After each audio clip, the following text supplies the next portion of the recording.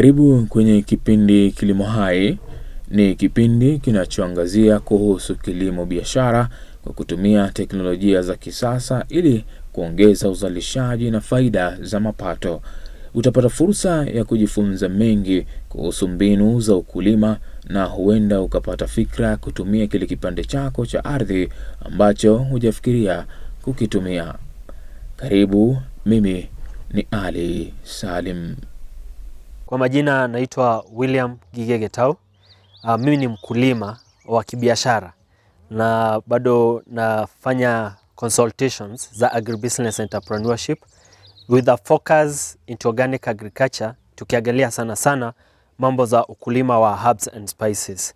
Tuko located in Lari sub-county in Kiambu County as one of our demonstration farms, but we also have various farms in different regions of the country.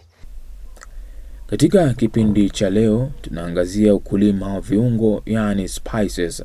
Tulifunga safari hadi Lari katika kaunti ya Kiambu kuzuru shamba moja ambalo linatumika kama shamba la maonyesho.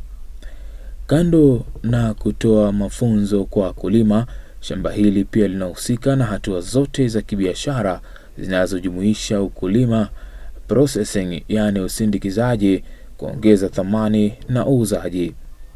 Leo hii tutajifunza kuhusu baadhi ya mimea inayopatikana katika shamba hili, kwani shamba hili lina aina tofauti ya mimea. William Gitau anaeleza zaidi.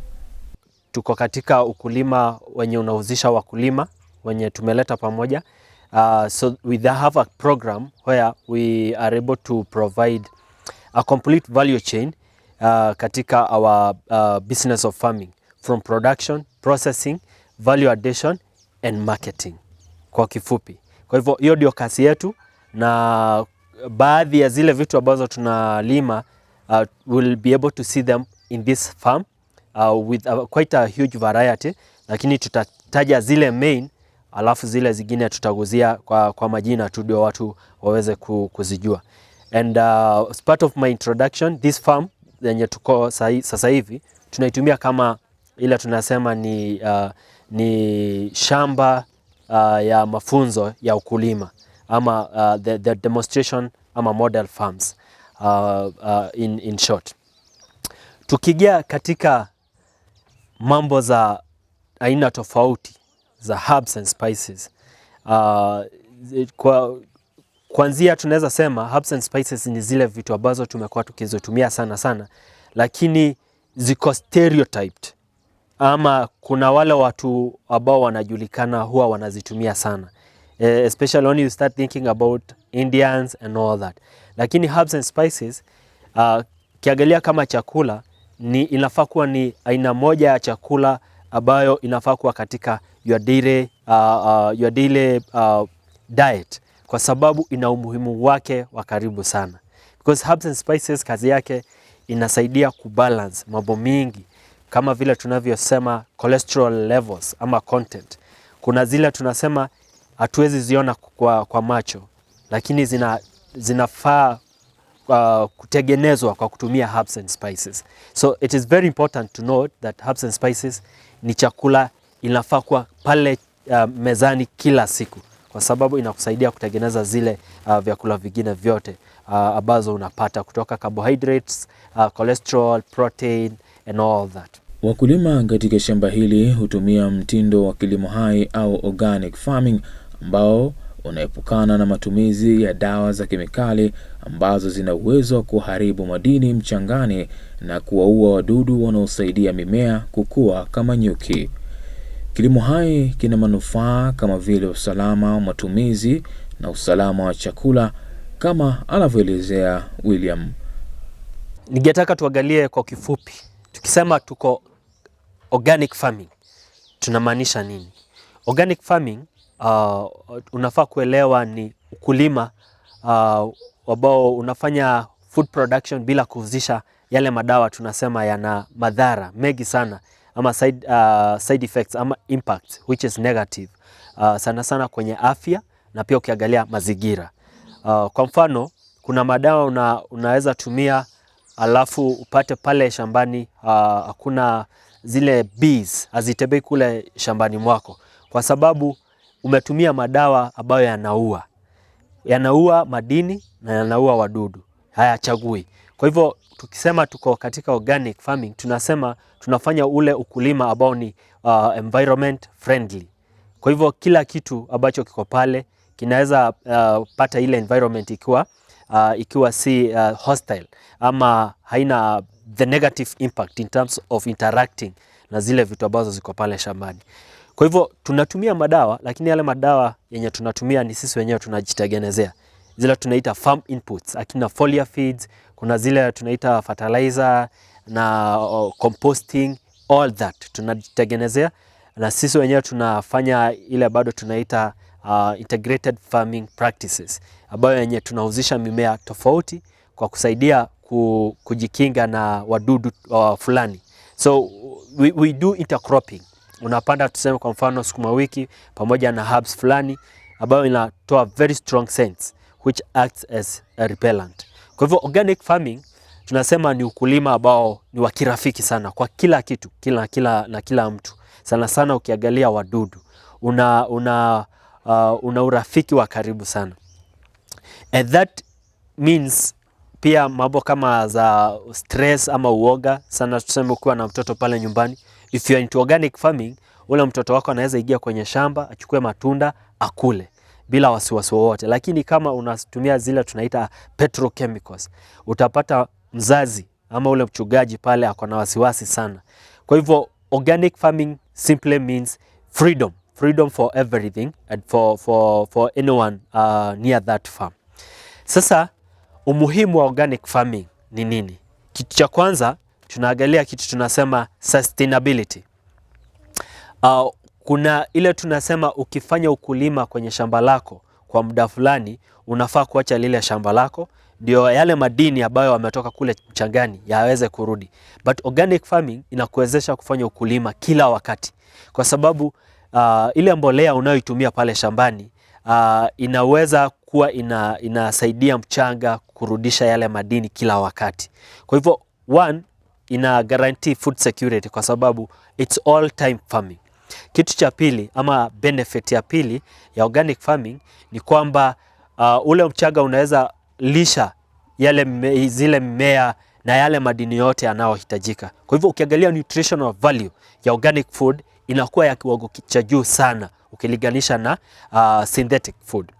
Na pia ukiangalia katika mazingira unapata kuna ecosystem ya kukuza chakula chako pale iko nzuri sana, kwa sababu hakuna kitu chochote kinadhuru kingine. Shamba hili linakuza mimea ya aina tofauti tofauti kama vile mint au nana, thyme, oregano, sage na parsley. Kuna aina 12 za nana au mnana au mint, lakini leo tutajifunza kuhusu tropical mint na apple mint. Tunaanza na tropical mint ambao ni mmea usiokuwa na msimu. Mmea huu huwa hauna mbegu, na basi mche wake hutolewa katika mimea mingine ya mnana na kupandwa mchangani katika sehemu tofauti shambani. Mchanga ambapo unapandwa mnana unapaswa kuwa na mbolea nyingi ili kuboresha hali ya ukuaji na mazao ya mnana. Tropical mint ina matumizi mengi kama vile kudumisha usafi wa meno, kusafisha koo na kadhalika.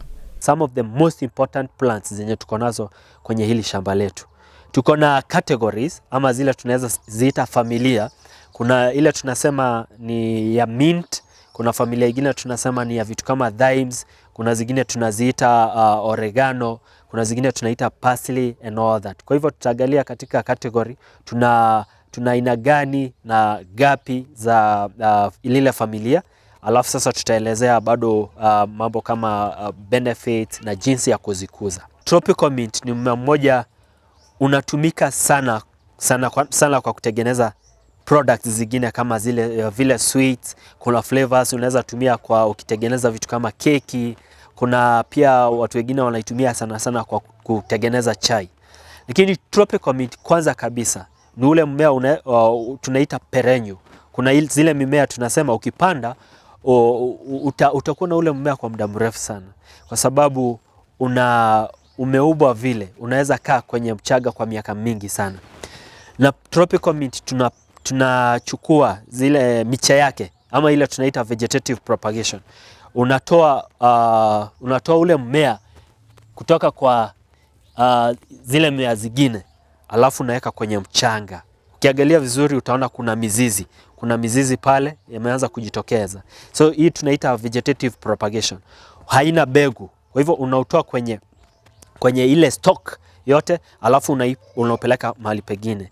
Na culture yake, ama ile tunaweza sema lifestyle ya ule mmea, ni kwamba unahitaji mchaga mwenye uko na udongo mzuri, umetengenezwa na bolea vizuri. Maana unapata unapopiga mswaki kila wakati unajisikia kama ile breath yako inakuwa fresh, ama unafuguka kwenye mapua, mapavu na ile system yote yenye inasaidia kuvuta hewa na kutoa. Kwa hivyo hilo ni jambo moja ama matumizi ya maana sana ya tropical mint. Kitu cha pili, huwa inasaidia kusafisha koo. Kwa sababu unapoogea, unapopumua, mara mingi tunavuta zile tunazoziita viruses. Sana sana leo unasikia watu wengi wanazungumzia kuhusu COVID ama coronavirus. Coronavirus is one of the viruses among so many. Sasa kuna zile chakula ama mimea kama tropical mint ambayo inatusaidia kila wakati kuwa tunasafisha koo. Unavyopiga mswaki ama unapotumia kwa kutengeneza chai ama kama spices. Kitu cha hicho kingine ni kwamba tropical mint ni nzuri sana kwa kusaidia mambo za cholesterol content. Ama ile tunasema balance, kwa sababu mili yetu inafaa kuwa inachukua kiasi fulani kwa masaa 24 kila siku. Kwa hivyo ukizidisha, ile cholesterol ndio tunasema inakuwa converted into fat, alafu inakuwa stored kwa gozi lako. So unapata watu wengine ama wengi wanalia ya kwamba wana pot belly kwa sababu kila wakati huwa anakula excess. Sasa unapata tropical mint inasaidia sana mwili ku break down ile excess cholesterol content na vitu kama protein, vitu kama starch. Kwa hivyo ndio maana nilisema herbs ni za maana sana katika your daily diet, kwa sababu unapata kila wakati kuna intake ya cholesterol, protein na starch. Kwa hivyo watu wengi wenye wanasumbuka sana how to manage their weight and all that, nimewambia tropical mint ni mmoja unafaa kuweka karibu nawe sana. Ukuwa pale shambani mwako, kama uko na kitchen garden, ama pia utafute kwenye maduka na utafute mmea ambao umekuzwa organically. Kitu hicho kingine ni kitu chochote kinasaidia balancing ya cholesterol, kinakuwa kizuri sana kwenye gozi lako. Kwa hivyo unapata watu wengine sana ukiwa na accumulated cholesterol content, zile pimples zinatoka pale. Unapata gozi yake imekuwa rough, imekuwa na madoadoa na nini. Kwa hivyo ukitumia tropical mint unaweza pata gozi lako limeanza kunyooka. Unapata ile skin texture ambao unaoitaka. Now those are some of the benefits among so many. Na ukipata nafasi pia unaweza angalia benefits zingine nyingi kwenye mtandao wa internet. Ningetaka tuangalie mmea mwingine. Upo hapa. Kuna mmea tunaoita apple mint. Apple mint na tropical mint ziko katika familia moja. Apple mint inakuwa refu zaidi. Ukiangalia jinsi ya ule mmea umekaa, unaonekana ni mrefu kuliko tropical mint. Na apple mint pia ni perennial. Ni mmea unapopanda pale, basi mambo ya kupanda yameisha hapo. Apple mint inatumika sana sana kama tropical mint, lakini ina njia zake tofauti. Kwanza kabisa unaweza fanya ile kitu tunaita blending na kitu chochote ambacho kimetokana na wheat flour. Una blend apple mint ikiwa bichi ama ikiwa imekaushwa into powder form. Na sababu ya kufanya vile ni nini? Apple mint inafanya ile kitu tunaita balancing ya protein. Sana sana ukiangalia protein iko kwenye ngano, gluten. Na ukiangalia hata kuna products zingine sana sana zinaandikwa gluten free, kwa sababu gluten ni one of the properties zenye iko pale kwenye gano ambayo inachagia mambo mengi sana kwenye afya yetu. Baada ya mapumziko mafupi, tutakuletea mengi kuhusu kilimo hai. Endelea kutazama.